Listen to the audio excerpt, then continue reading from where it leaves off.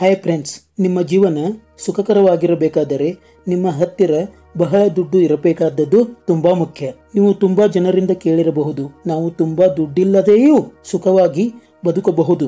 ಆದರೆ ನೀವು ಯಾವುದೇ ಕಾಯಿಲೆಯಿಂದ ಬಳಲುತ್ತಿದ್ದಾಗ ಒಂದು ಸ್ವಂತ ಮನೆಯಲ್ಲಿ ವಾಸಿಸಲು ತುಂಬಾ ದುಡ್ಡು ಬೇಕೇ ಬೇಕು. ಹಾಗಾದರೆ ಹೇಗೆ ಸುಲಭವಾಗಿ ತುಂಬಾ ದುಡ್ಡನ್ನು ಮಾಡಬಹುದು?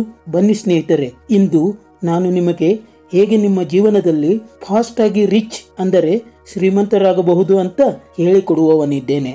Number 1, learn a skill which gives an exponential growth. ಹೌದು ಫ್ರೆಂಡ್ಸ್, ಯಾವಾಗಲೂ ಎಕ್ಸ್ಪೋನೆನ್ಷಿಯಲ್ ಗ್ರೋತ್ ಇರುವ ಸ್ಕಿಲ್ಸ್ ಗಳನ್ನು ಕಲಿಯಿರಿ. ಈ ಎಕ್ಸ್ಪೋನೆನ್ಷಿಯಲ್ ಗ್ರೋತ್ ಎಂದರೇನು ಫ್ರೆಂಡ್ಸ್? ಇದನ್ನು ನಾನು ಒಂದು ಎಕ್ಸಾಂಪಲ್ ಮೂಲಕ ಹೇಳುವೆನು. ರಾಮ ಮತ್ತು ಶ್ಯಾಮ ಅನ್ನೋ ಇಬ್ಬರು ಡಿಗ್ರಿ ಮುಗಿಸಿದ ನಂತರ ಕೆಲಸ ಮಾಡ ಹತ್ತಿದರು. ರಾಮ ಒಂದು ಆಫೀಸ್ ನಲ್ಲಿ ತಿಂಗಳಿಗೆ 10,000 ರೂಪಾಯಿಯಂತೆ ನೌಕರಿ ಮಾಡ ಹತ್ತಿದ. ಅದೇ ಶ್ಯಾಮ ಚಿಕ್ಕಂದಿನಿಂದಲೂ ಅವನಿಗೆ ಬಿಸ್ನೆಸ್ ನಲ್ಲಿ ಇಂಟ್ರೆಸ್ಟ್ ಇದ್ದುದರಿಂದ ಒಂದು ಸಣ್ಣ ಬಿಸ್ನೆಸ್ ಮಾಡ ಹತ್ತಿದ. 10 ವರ್ಷಗಳ ನಂತರ ರಾಮ ಅದೇ ಆಫೀಸ್ ನಲ್ಲಿ ವರ್ಷಕ್ಕೆ 1,500 ರೂಪಾಯಿಗಳ ಇನ್ಕ್ರಿಮೆಂಟ್ ನಂತೆ ಕೇವಲ 25,000 ರೂಪಾಯಿಗಳ ನೌಕರಿಯನ್ನು ಮಾಡುತ್ತಿದ್ದನು. ಅದೇ ಶ್ಯಾಮ ತನ್ನ ಬಿಸ್ನೆಸ್ ಅನ್ನು ತುಂಬಾ ಬೆಳೆಸಿಕೊಂಡು ಲಕ್ಷಾಂತರ ರೂಪಾಯಿಗಳನ್ನು ವರ್ಷಕ್ಕೆ ಗಳಿಸುತ್ತಿದ್ದನು. ಹೀಗೆ ವರ್ಷಗಳು ಕಳೆಯುವುದರೊಂದಿಗೆ ನಿಮ್ಮ ದುಡ್ಡು ಕಂಪೌಂಡ್ ಆಗುತ್ತಾ ಹೋಗುವುದಕ್ಕೆ ಎಕ್ಸ್ಪೋನೆನ್ಷಿಯಲ್ ಗ್ರೋತ್ ಎನ್ನುವರು. ಆದರೆ ನೌಕರಿಯಲ್ಲಿ ಈ ಎಕ್ಸ್ಪೋನೆನ್ಷಿಯಲ್ ಗ್ರೋತ್ ಕಾಣುವುದಿಲ್ಲ, ಏಕೆಂದರೆ ವರ್ಷದಲ್ಲಿ ನಿಮಗೆ ಒಂದೇ ಬಾರಿ ಇನ್ಕ್ರಿಮೆಂಟ್ ಆಗುವುದು. ಹೀಗಾಗಿ ಜೀವನದಲ್ಲಿ ಒಂದು ಬಾರಿಯಾದರೂ ನೀವು ಬಿಸ್ನೆಸ್ ಮಾಡಲು ಪ್ರಯತ್ನಿಸಬೇಕು. ಅದಷ್ಟೇ ಅಲ್ಲದೆ ಇನ್ವೆಸ್ಟಿಂಗ್, ರಿಯಲ್ ಎಸ್ಟೇಟ್, ಸ್ಪೋರ್ಟ್ಸ್ ಇವು ಸಹ ಎಕ್ಸ್ಪೋನೆನ್ಷಿಯಲ್ ಗ್ರೋತ್ ನೀಡುವ ಕೆಲವು ಕೆಲಸಗಳಾಗಿವೆ. Number 2, build a team to become richer. ಹೇಗೆ 10 ಕೈಗಳು ಒಂದು ಕೆಲಸವನ್ನು 2 ಕೈಗಳಿಗಿಂತ ಫಾಸ್ಟ್ ಆಗಿ ಮಾಡುವವೋ ಹಾಗೆಯೇ ನೀವು ಸಹ ಯಾವುದೇ ಫೀಲ್ಡ್ ನಲ್ಲಿ ಅಥವಾ ಬಿಸ್ನೆಸ್ ನಲ್ಲಿ ಕೇವಲ ಒಬ್ಬರೇ ಎಲ್ಲ ಜವಾಬ್ದಾರಿಗಳನ್ನು ಹೊತ್ತುಕೊಳ್ಳದೆ ಒಂದು ಟೀಮ್ ಕಟ್ಟುವುದನ್ನು ಕಲಿಯಬೇಕು. ಹೀಗೆ ಟೀಮ್ ಆಗಿ ಕೆಲಸ ಮಾಡುವುದರಿಂದ ನಿಮ್ಮ ಆದಾಯ ಕಡಿಮೆ ಅವಧಿಯಲ್ಲಿ ದುಪ್ಪಟ್ಟಾಗುತ್ತದೆ. ಇದರಿಂದ ನೀವು ಫಾಸ್ಟ್ ಆಗಿ ರಿಚ್ ಆಗಲು ಸಾಧ್ಯ. Number 3, develop a strong network with people. ನೀವು ಎಷ್ಟು ಹೆಚ್ಚು ಜನರೊಡನೆ ಬೆರೆಯುತ್ತೀರೋ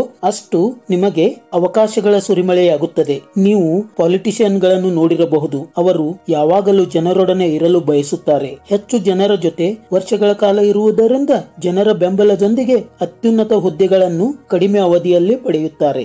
number 4, know more about big people. ಹೌದು ಫ್ರೆಂಡ್ಸ್, ನಿಮ್ಮ ಕಡೆಯಲ್ಲಿ ಹೆಚ್ಚು ಹಣವಿರದಿದ್ದರೂ ಪರವಾಗಿಲ್ಲ.